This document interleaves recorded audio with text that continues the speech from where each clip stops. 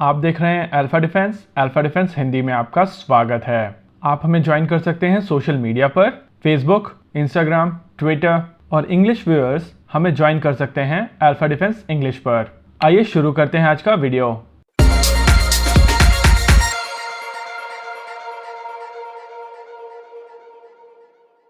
आज के इस वीडियो में हम लोग बात करेंगे भारतीय वायुसेना के लिए बनाए जाने वाले 83 तेजस मार्क 1A को लेकर, साथ ही बात करेंगे फ्यूचर प्रोजेक्ट्स को लेकर और इसका कॉन्टेक्स्ट होगा इनमें यूज होने वाले जेट इंजन्स। एक पॉपुलर न्यूज वेबसाइट ने एक अनोनिमस सोर्स को कोट करते हुए ये कहा है कि भारत को काटसा से वेवर नहीं मिलेगा, यानी कि यूनाइटेड स्टेट्स ऑफ अमेरिका का जो कानून है जिसके तहत अमेरिकन एडवर्सरीज से जो भी कोई चीज खरीदता है उसको केस बाय केस इवैल्यूएट करके यूनाइटेड स्टेट्स ऑफ अमेरिका उसके ऊपर सैंक्शंस लगा सकता है। ये आर्थिक प्रतिबंध रशिया के साथ किसी भी ट्रांजैक्शन को लेकर एप्लीकेबल होंगे और भारत द्वारा खरीदे जा रहे S-400 Triumph air defence system को लेकर ऐसा अनुमान लगाया जा रहा है कि यूएस भारत के ऊपर सैंक्शंस लगा सकता है। सबसे पहले यहाँ पर समझने वाली बात यह है कि ये सारी चीजें स्पेकुलेशन है और यूएस ऑफिशियल्स ने अभी तक इस चीज को लेकर कोई भी बात नहीं की है।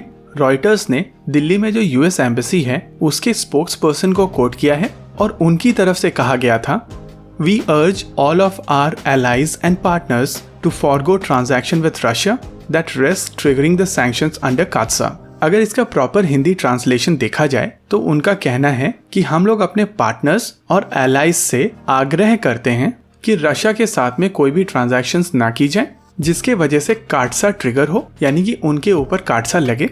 और ये जो कानून है काटसा, इसमें किसी भी देश के लिए एक ब्लैंकेट वेवर का प्रावधान नहीं है, यानी कि ऐसा नहीं कहा जा सकता काटसा के अंडर कि भारत के ऊपर या किसी और देश के ऊपर काटसा नहीं लगेगा। काटसा में हर चीज केस बाय केस बेसिस पर इवैल्यूएट की जाती है, यानी कि अभी ये केवल स्पेकुलेशंस हैं और इनका रियलिटी से कोई लेना देना नहीं है। पास्ट में भारत के ऊपर कई बार इकोनॉमिक सैंक्शंस लग चुके हैं और हर बार कुछ समय के बाद यूएस ने रियलाइज किया कि इन सैंक्शंस के वजह से यूएस और इंडिया का जो रिलेशन खराब होता है उससे यूएस को भी काफी ज्यादा नुकसान होता है।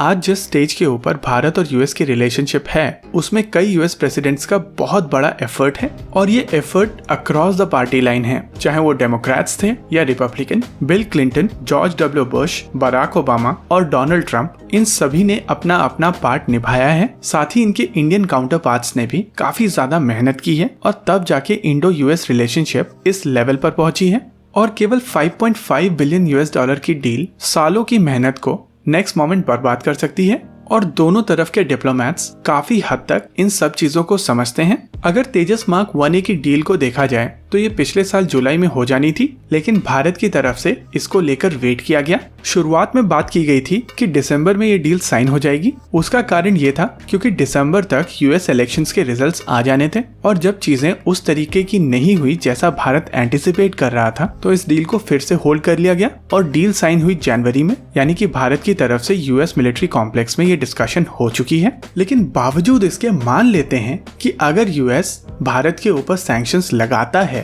तो भारत के पास क्या क्या ऑप्शंस होंगे। यहाँ समझने वाली बात यह है कि भारत को 3 प्रकार के इंजन्स की आवश्यकता है। पहले GEF-404 IN-20 क्लास के इंजन जो 85 किलो न्यूटन का थ्रस्ट जनरेट करें। इनकी एप्लीकेशन है LCA तेजस मार्क 1 और मार्क 1A में। दूसरी कैटेगरी है GEF-414 IN-6 कैटेगरी जो 98 किलो न्यूटन का थ्रस्ट जनरेट करे और इसकी एप्लीकेशन है तेजस मार्क 2। और इन दोनों रिक्वायरमेंट्स के लिए साफरान के पास में इंजन्स हैं। रफाल में यूज होने वाला इंजन M88 मॉडिफाई किया जा सकता है और इसके 2 और वेरिएंट बनाए जा रहे हैं, जिनमें से एक M88-2 बनकर तैयार है और इसको ग्रिपेन के लिए ऑफर किया गया था।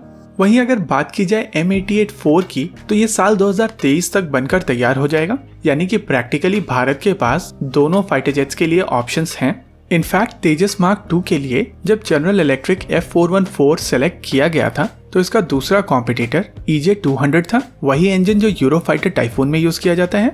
यानी कि तेजस मार्क 2 के लिए भारत के पास कई ऑप्शंस हैं। वहीं अगर बात की जाए तीसरे प्रोजेक्ट की, यानी कि एडवांस मीडियम कॉम्बैट एयरक्राफ्ट की, तो उसमें यूज होगा एक 120 किलो न्यूटन थ्रस्ट वाला इंजन और इस इंजन के ऊपर काम करेगी एक जॉइंट वेंचर कंपनी और उसको लेकर पार्टनर इस साल के अंत तक डिसाइड कर लिया जाएगा। यानी कि एमका में एक इंडियन इंजन जाएगा जो कोलैबोरेशन के साथ बनाया जाएगा और इस जॉइंट वेंचर एफर्ट में जनरल इलेक्ट्रिक या प्रैट एंड व्हिटनी कभी भी इन्वॉल्व थे ही नहीं, तो उनके बाहर निकल जाने का कोई सवाल ही नहीं पैदा होता। यहाँ पर केवल मीडिया हाइप्स हैं। हालांकि कावेरी रिवाइवल के लिए साल 2013 के आसपास प्रैट एंड व्हिटनी ने इंडिया को ऑफर दिया था, लेकिन प्राइस नेगोशिएशन के चलते वो चीज आगे नहीं बढ़ पाई।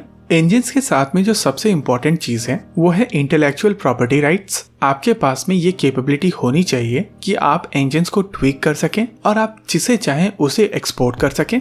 और इसी वजह से आने वाले समय में जो इंजन्स को लेकर जॉइंट वेंचर कंपनी बनने वाली है वो बहुत ज्यादा क्रूशल होने वाली है। फ्रांस की इंटरनेशनल पॉलिसी यूएस के दबाव में नहीं चेंज होती, लेकिन यूके की पॉलिसीज यूएस से काफी ज्यादा इन्फ्लुएंस होती हैं और इसी वजह से रोल्स रॉयस इंजन्स के साथ में आईपीआर बहुत ज्यादा इम्पोर्टेंट है। आने वाले सभी फ्यूचर प्रोजेक्ट्स जैसे कि twin engine deck based fighter jet और अगर ओमनी रोल कॉम्बैट एयरक्राफ्ट बनाया जाता है तो वो इसी इंजन के ऊपर होंगे और उस हिसाब से भारत के पास जेट इंजन फील्ड में ऑप्शंस हैं। लेकिन अगर इंडो यूएस रिलेशनशिप की बात की जाए तो ये काटसा वाला एंगल जरूरत से ज्यादा इन्फ्लेट किया जा रहा है। हाँ, इस चीज के चांसेस हैं कि भारत को यूएस को कई डील्स देनी पड़े। मुझे याद है कि हम लोग जब गैप पार्टनरशिप के साथ में नेगोशिएशन ट्रेनिंग कर रहे थे तो उस दौरान हम लोगों को एक चीज सिखाई गई थी जिसमें कहा गया था कि look at the bigger picture always. और यूएस की सिक्योरिटी एस्टेब्लिशमेंट को ये चीज बड़े अच्छे से पता है कि यहाँ पर बिगर पिक्चर इंडिया के साथ ज्यादा बेहतर लगेगी। आज के इस वीडियो में रखते हैं केवल इतना ही। आपको क्या लगता है बताइए हमें कमेंट सेक्शन में। आगे आप कौन सा वीडियो देखना चाहते हैं बताइए हमें कमेंट सेक्शन में। वीडियो को अंत तक देखने के लिए धन्यवाद। अगर आपको वीडियो पसंद आया हो तो आप इसे अपने दोस्तों के साथ जरूर शेयर करें और अगर नहीं पसंद आया तो बताइए हमें कमेंट सेक्शन में आखिर क्यों। देखते रहिए अल्फा डिफेंस। धन्यवाद। जय हिंद।